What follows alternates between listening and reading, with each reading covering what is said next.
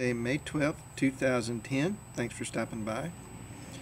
I'd like to point you to a video by Cimbolic where he discusses Thunderfool and the Thunderflock once again, and where he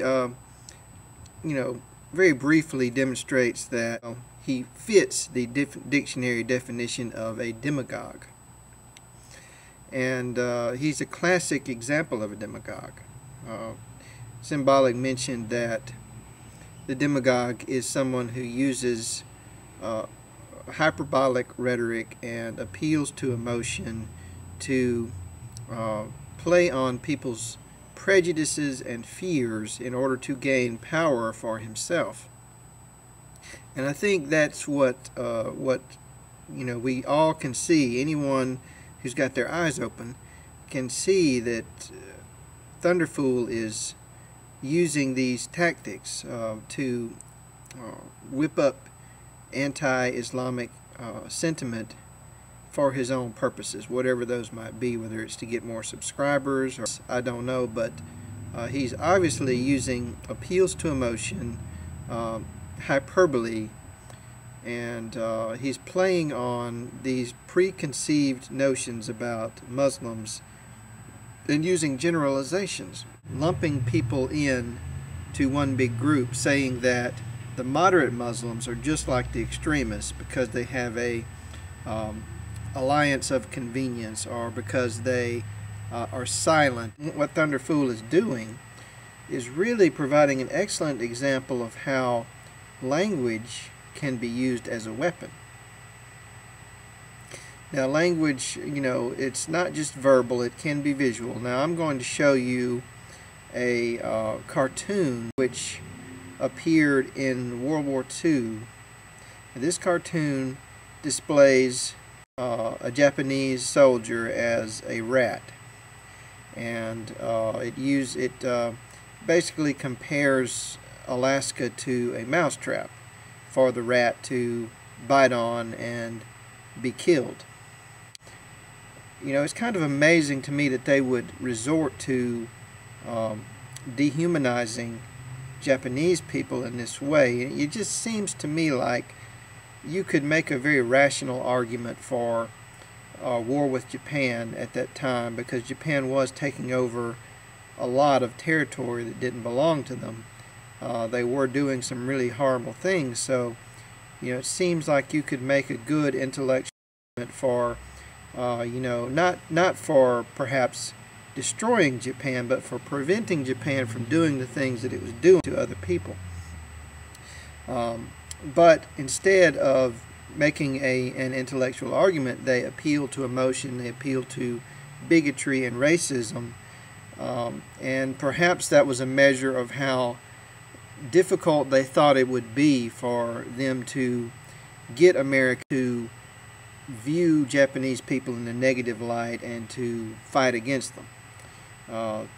Perhaps they thought that the public would not really care what Japan was doing unless they thought of them as these subhuman creatures. So that's an example of using cartoons to dehumanize people, and it was protected under free speech, but it was also part of a jingoistic campaign to incite fighting and killing. So now, just think about that when you go to Thunderfool's channel and you see the Thunderflock drawing Muhammad as a turd, for instance, drawing Muhammad not just as an animal, but as a pile of excrement. And I've seen that several times, them bragging about how they were going to draw a turd and put the name Muhammad on it. I've also seen people talking about drawing Muhammad raping women, drawing Muhammad as a grotesque figure or an animal, or having sex with animals and things like that. I mean, you name it, they're talking about doing it. And to me, that really doesn't seem like a celebration of free speech so much as a celebration of hatred and prejudice. And and all these same people are also pushing these myths about Muhammad being some kind of monster, and that if Muslims don't agree with you that he's a monster, that means they're monsters themselves. The same people are pushing these ideas. And I've also noticed, as I said before, that many people are talking about denying the Holocaust as an expression of free speech. And of course, I don't believe that that denying the Holocaust should be illegal, but on the other hand, it's a very irresponsible and dangerous thing to do. I mean, first of all, because it's nonsense, it's a lie if you say the Holocaust didn't happen. I mean, it's just a ridiculous, absurd thing to say, and also, you know, it is a hateful thing to say for many people. I mean, many people might be mistaken; they might really believe it didn't happen. Okay, that's fine. There's nothing wrong with that. You can have your beliefs, but for other people, including, I suspect, some of these people on these threads that are suggesting it, it seems like an exercise in hate. Because if you can deny the Holocaust and say it didn't happen, then you can deny some of the lessons of the Holocaust. Like when you start demonizing Jews or any other minority, religious or ethnic, maybe it's not so bad. Maybe there's nothing wrong with that because nothing bad ever happened. Okay, you could start to go down that slippery slope. And that, in my opinion, is using language as a weapon. And what I specifically mean when I'm talking about Thunderfool is that he starts to say things like moderate Muslim. And when you say moderate Muslim, something about that just never seemed quite right to me. Something about that seemed a little off, that you would say moderate Muslim. I don't like saying that, okay, because it just doesn't feel right to me. And yesterday when I saw Thunderfool's message, and he, you know, and I would like to thank him in this way. I would thank Thunderfool for providing an even better example and showing me exactly why moderate Muslim is a degrading term. Thunderfool in his video said weekend Muslims. Is an even overt method.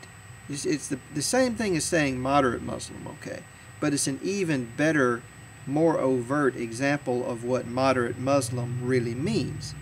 And what he means when he says weekend Muslim is that if you are not a horrible person, you're not really a real Muslim. You're just a weekend Muslim. Okay? And if you're not an extremist or some kind of bigot or some kind of murderer, then you're not really a Muslim. You're a moderate Muslim. I mean, imagine if we said, you know, he's not really a black person. He's only moderately black. He's not, you know, just a black person. He's black, but he's moderate. So don't worry. Okay, that's what you say when you say he's a moderate Muslim. He's a Muslim, but he's a moderate. Don't worry. As if Muslim itself was a negative term. That's bad, but it's not that bad. Okay. And when you say weekend Muslim, that's just really that's an over-the-top version of that. And Thunderfool is really beating you over the head with this stuff. I mean, I'm starting to wonder if he isn't really engaged in some sort of performance theater here, where he's trying to teach the flock of sheep that is following him not to follow demagogues, and he's really making it obvious to them that he's a demagogue, but they aren't getting it.